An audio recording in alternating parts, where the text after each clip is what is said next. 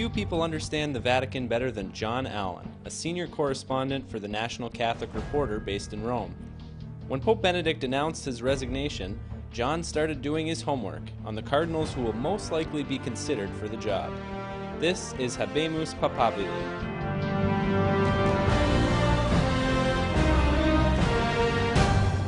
Luis Antonio Tagle, one of the youngest cardinals, 55 years old, Filipino, currently the Archbishop of Manila. What do we need to know about Luis Antonio Tagle? Well, I would say if the key voting issue in this conclave is the desire to find an evangelizer, that is, somebody who can really sort of set people on fire with enthusiasm for the faith, and if they want that evangelizer to come from outside the West, by a pretty short path, that leads you to Luis Antonio Chito Tagle. Chito is his nickname.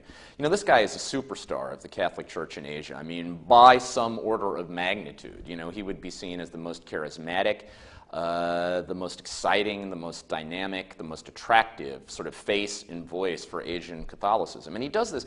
He doesn't have that kind of swashbuckling bravado that you associate with John Paul II. It's a much quieter, simpler, humbler sort of approach, quintessentially Asian in some ways, but it works. He has a wildly popular TV and radio program in the Philippines. I've seen him give speeches at Eucharistic congresses and other Catholic venues around the world, and there's not a dry eye in the house. I mean, the guy is just phenomenal. In addition to all that, he comes with real intellectual chops as well. I mean, you're talking about a guy who wrote his doctoral dissertation in church history at the Catholic University of America under Joseph Kamanchak, kind of the dean of American church historians. Contributed to the Alberigo and Maloney history of the Second Vatican Council, was a member of the editorial board there. So he blends real intellectual depth with real popular appeal. There seems to be, in the images that we've seen of him with Pope Benedict, now Pope Emeritus, a real connection. They were both on the International Theological Commission. Talk a little bit about that. Is that significant in some way? Well, cute story there. I mean, Tagle is only 55, and he looks like he's about 15. And the story goes that when he was first appointed to the International Theological Commission, then Cardinal Ratzinger was introducing the new members of the team to Pope John Paul II. And when he introduced Tagle, he turns to John Paul and says, "Don't worry, he's had his confirmation," precisely because he comes off as so youthful. But yeah, I think there is a connection there. Well, another thing we probably got to say about Tagle, and I think part of his appeal, is that he has a reputation for being an extraordinarily simple man of the people. I mean, there are all kinds of stories. I interviewed a woman in his former diocese in the Philippines when he was named to Manila, who told me a story about how in his former diocese there was a kind of town square in front of the cathedral, and he was legendary for inviting people in that square in to have lunch with him and so forth. This woman told me the story that one day she had a husband who was a drunk who liked to sleep it off in this square, and so usually in the middle of the afternoon she would go looking for him, and this particular afternoon she couldn't find him, killed a couple of hours cruising bars to see if she could round him up. Finally somebody said, "Oh no, he's in with the bishop." Tagle had brought him in and sort of given him some coffee to sober him up and given him some food and was just sitting with him and talking. He also is famous for taking the bus to work, for riding around town on his bike. I mean, he not only is that his personality, but he's also able to give that a kind of evangelical and theological logic. At the Synod for Bishops on the New Evangelization last year, of the hundreds and hundreds of speeches that are given during these things, his was probably one of the 2 or 3 that people actually remembered, because what he said is that if we are going to evangelize successfully in the 21st century, we need 3 qualities. We need a church that is humbler, a church that is simpler, and a church that has a more developed capacity for silence. I think that left a very deep impression on the people in that hall. He's one of the youngest cardinals, as I mentioned. How significant is that question of age when you're looking at the candidates for the next pope?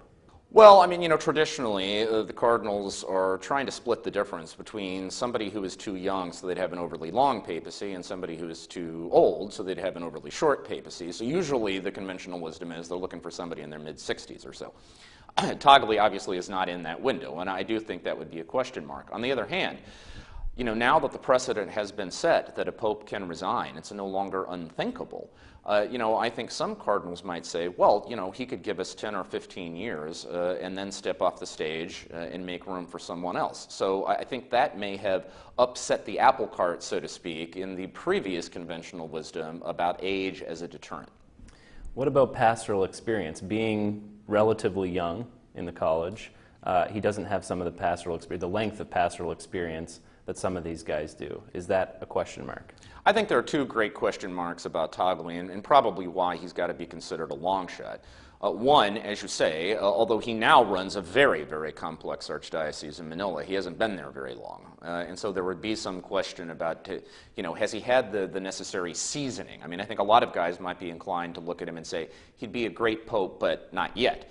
And I think the other big knock is that it seems clear to me and to most observers that governance is a very important issue heading into this conclave, particularly the ability to get the Vatican bureaucracy under control. I'm not sure a guy who would need a guided tour of the Apostolic Palace necessarily is going to strike a number of cardinals as the obvious choice to lead that reform. What do you think the reaction of the world would be, though, if he walked out on the balcony? If Cardinal Toggli walks out onto that balcony as the next pope, I think the day one headlines is the Catholic Church has got a rock star. I mean, there would just be, first of all, the images from Manila. I mean, you would think the Philippines had just won the World Cup, okay, in terms of the eruption of enthusiasm you would see there. And of course, as we know, given the Philippine diaspora all over the world these days, there would be parties in the streets of Saudi Arabia. There would be parties in the streets of Rome. Toronto, I mean, all around the map. And further, I just think those early images of this short, beaming, simple, and yet deeply intelligent and deeply articulate Asian man would take the world by storm. Thanks a lot, John. Sure.